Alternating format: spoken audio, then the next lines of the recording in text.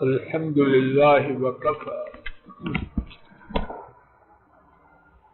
وسلام على عباده الذين اصطفى. رب العالمین نے ہم انسانوں کی رہنمائی اور ہدایت کے لیے اپنے کلام پاک میں بہت سے واقعات بیان فرمائے. ان واقعات میں ہمارے لیے بہت سے دروس اور عبرتیں موجود ہیں.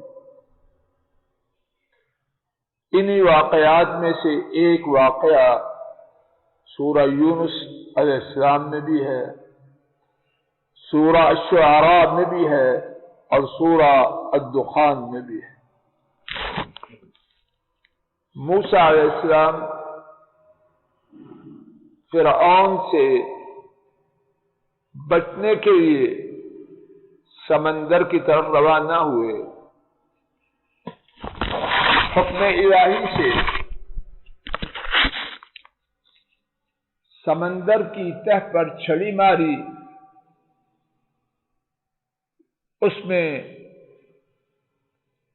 شگاف پیدا ہوا، پہاڑوں جیسے بڑے بڑے ٹکڑے سمندر میں بن گئے. موسیٰ علیہ السلام اور ان کی قوم سارے کے سارے اللہ کے فضل و کرم سے سمندر کو پار کرتے. سورہ یونس میں آیت شریفہ نمبر 90 میں اللہ تعالی نے بیان فرمایا وَجَاوَزْنَا بِبَنِي إِسْرَائِيلَ الْبَحْرَ، اور ہم نے بنو اسرائیل کو سمندر سے پار کیا. فَأَتْبَعَهُمْ فِرْعَوْنُ، فرعون نے ان کا تعاقب کیا. اور سورہ الشعراء میں کہ یہ تعاقب سورج کے نکلنے کے وقت تھا. فرعون نے فَأَتْبَعَهُمْ فِرْعَوْنُ وَجُنُودُهُ بَغْيًا وَعَدْوًا، فرعون اس کے لشکروں نے موسیٰ علیہ السلام اور ان کی قوم کا تعاقب کیا. کیوں کیا؟ بغیا وعدوا، سرکشی کرتے ہوئے اور زیادتی کرتے. موسیٰ علیہ السلام اور ان کی قوم کا کوئی قصور نہ تھا، لیکن سرکشی اور زیادتی کرتے ہوئے ان کا تعاقب کیا. سورہ شعراء میں ہے کہ اللہ تعالی نے اسے اس طرح اس کے خزانوں سے، باغات سے، بہترین جگہوں سے نکالا،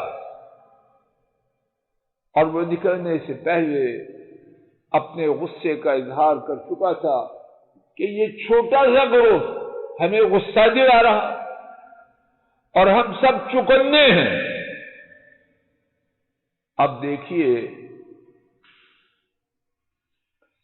اس کی ہوشیاری، اس کا چاقو چوبند ہونا، اس کا ساز و سامان اور لشکر، اس کا تکبر اور غرور، اس کا کیا انجام ہوا.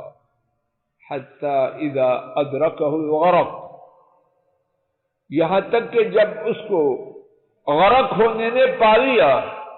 کمزور بنی اسرائیل اسباب اور وسائل سے خالی بنو اسرائیل حکم الہی سے وہ سمندر پار کر کے، اور یہ لشکر والا فرعون اور اس کے لشکری کیا ہوا، ان کو غرق نے آ کے پکڑ لیا.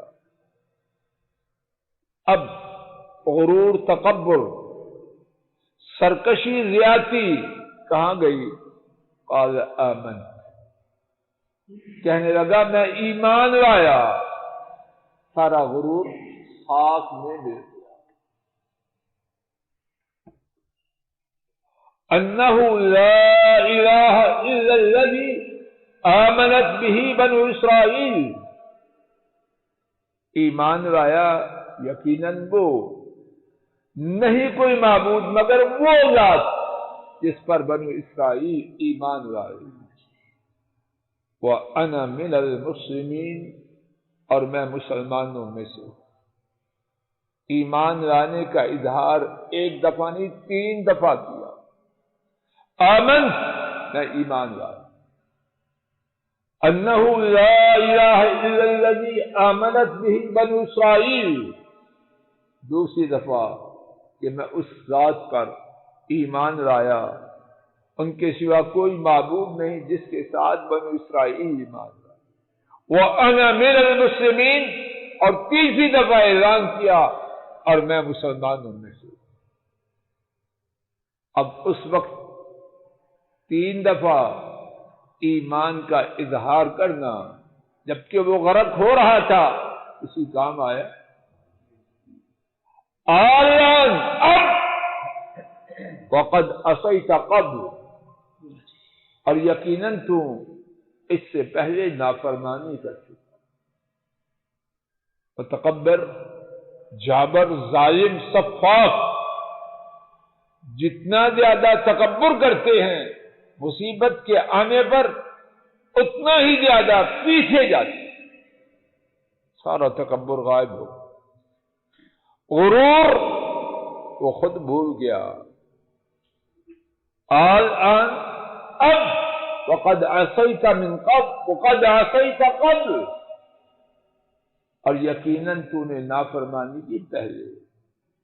وکنت من المفسدین، اور تو فسادیوں میں سے تھا. اب کیا ہے؟ غرق ہو گیا. فَالْيَوْمَ نُنَجِّيكَ بِبَدَنِكَ لِتَكُونَ لِمَنْ خَلْفَكَ آیَةً، پس آج ہم تیرے بدن کے ساتھ تجھے نجات دیں گے تاکہ تو بعد میں آنے والوں کے لیے بڑی نشانی بن جائے. فَإِنَّ كَثِيرًا مِّنَ النَّاسِ عَنْ آیَاتِنَا لَغَافِلُونَ، اور یقیناً زیادہ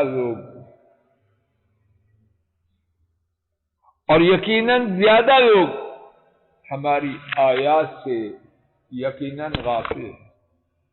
حضرات، میں آپ نے غافل ہونا ہے یا ہوشیار؟ تکبر اچھی طرح نوٹ کر لیں. تکبر، اس کا انجام اچھا نہیں.